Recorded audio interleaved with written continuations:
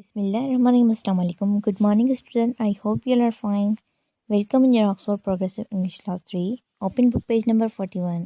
Exercise number 3. Read and circle the correct answers.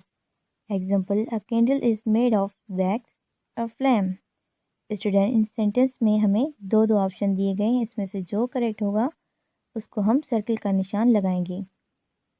जैसे कि इसमें फर्स्ट में लगाया गया है वैक्स को, क्योंकि कैंडल वैक्स से बनी हुई होती है. Number 1. When you hold a burning candle on it's side, hot wax rises up और ड्रिप्स डाउन. दोनों में से जो करेक्ट होगा उसको आप सर्कल का निशान लगाएंगे. इसी तरह आप इस एक्सरसाइज को अपने बुक पर कंप्लीट करेंगे. Exercise number 4. Use these words to complete the sentences. There are 4 elements: fire, water, air and earth. Student, आपने इन चारों एलिमेंट्स को इन ब्लैंक्स में लिखना है. Number 1. You can cook if you have a dish. Student, इन चारों एलिमेंट्स में जो एलिमेंट यहाँ पे आएगा उसको हम यहाँ पर लिखेंगे इस ब्लैंक में.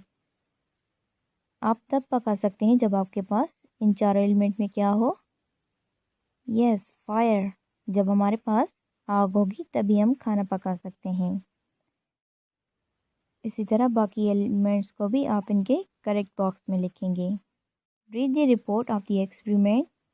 Put the verbs into the simple past tense.